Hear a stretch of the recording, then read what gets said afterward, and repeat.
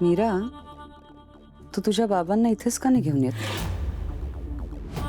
म्हणजे माझं काम सोपं होईल, त्याला पटकन संपवता येईल. बाबा नाही, बाबा नाही येणार इथे. अगं मग तू समजाव ना त्यांना. त्यांना देखील त्यांच्या दोन्ही मुलींसोबत राहता येईल, त्यांना आनंदच होईल त्याचा.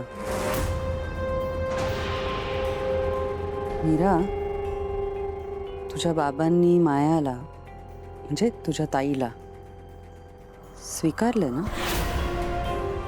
का तुझ्याप्रमाणे त्यांच्याही मनात शंका आहे?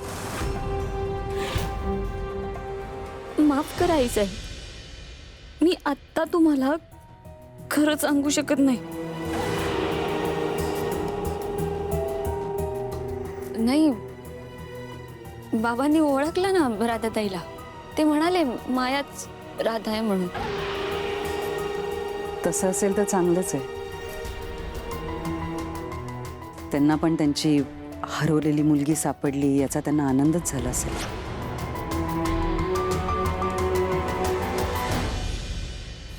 हो, त्यांना आनंदच झाला.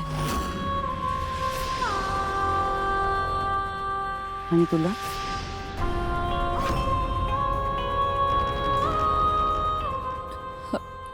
मला पण आनंदच झालाय आईसाहेब. मीरा, मला एक गोष्ट खरं खरं सांग.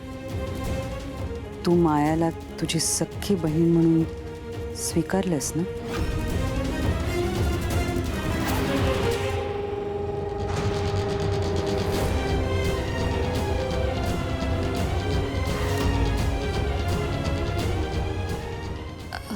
हो आईसाहेब, स्वीकारलाय ना.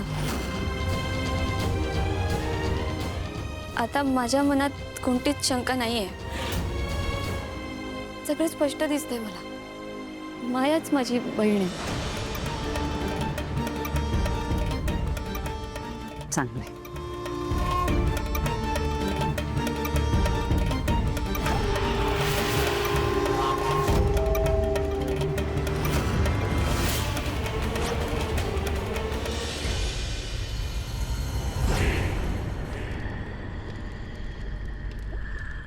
मंजिरे, मीरा आणि शिवनाथची भेट व्हायला नको होती.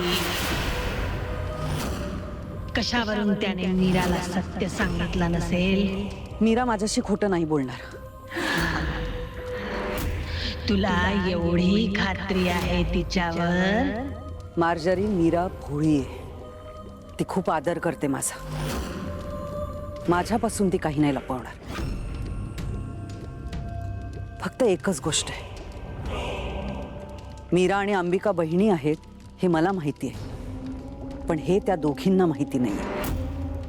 अंबिकाला जर का हे सत्य माहिती असतं तर तिने आत्तापर्यंत सांगितलं असतं.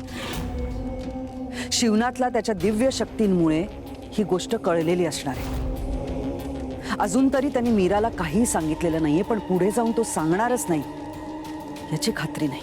ते टाळायचं असेल तर शिवनाथचा अंत करायला हवा. कुठल्या तरी घडीला तो वरचढ ठरला म्हणून तू हार मानू नकोस. त्याला संपवायचं कार्य तुलाच करावं लागणार आहे. ते मी करीनच. फक्त मार्जरी, त्याआधी आपल्याला लवकरात लवकर अंबिकाच्या आत्म्याला दिव्य कवडीत कैद करावं लागेल. मीरा, ती काय म्हणाली होती? तुला चिरतारुण्य मिळवण्यासाठी 3 आहुत्या द्यायच्यात ना. त्या प्रत्येक आहुतीत एक एक आत्मा या कवडीत बंदिस्त करून मला अर्पण करावाच लागेल. ज्या दिवशी असं करून माझ्या 3 कवड्या मला परत करशील ना, त्याच दिवशी तुला चिरतारुण्य मिळेल. अंबिकाच्या आत्म्याला जास्ती दिवस आपण त्या कुपीत नाही ठेवू शकत. त्या शिवनाथकडे दिव्य शक्ती आहे. तो कधी अंबिकापर्यंत पोहोचू शकतो. लवकरच आपण अंबिकाला कवडीमध्ये कैद करू.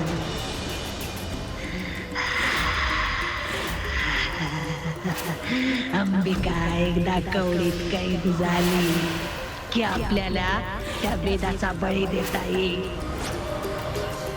तिचाही आत्मा कैद करता येईल. मग मग मी होणार चिरतरुण.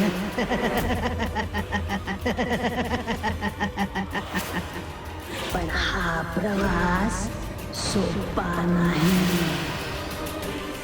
सावध राहा. शिवनाथला कळलं अंबिका कैद आहे तर तो त्याची विद्या वापरून अंबिकाला मुक्त करू शकतो. त्याआधी आपल्याला हा विधी करावा लागेल.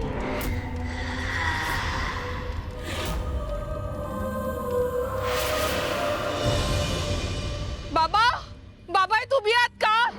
ओम घोरेभ्योऽथ घोरेभ्यो घोर घोर तरेभ्यः सर्वेभ्यः सर्व सर्वेभ्यो नमस्ते सुरुद्र रूपेभ्यः. ओम घोरेभ्योऽथ घोरेभ्यो घोर घोर तरेभ्यः. बाबांचा आवाज आहे हा. बाबा सर्वेभ्यः सर्व सर्वेभ्यो नमस्ते सुरुद्र रूपेभ्यः.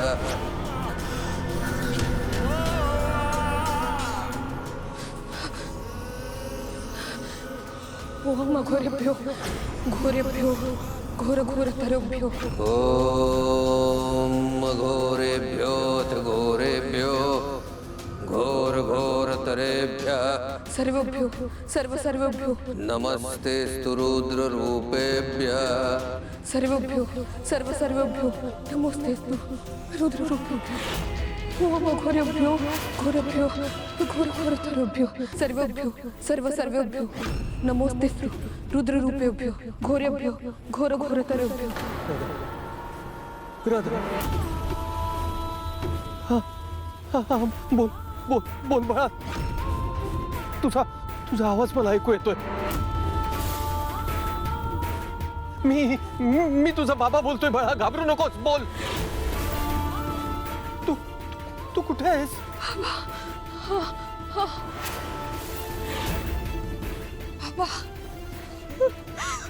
मला नाही माहिती बाबा. इकडे सगळीकडे फक्त अंधार आहे. घाबरू नको. घाबरू नको राधा. घाबरू नको. हे बघ नीट ऐक. मीरा तुला शोधत येते.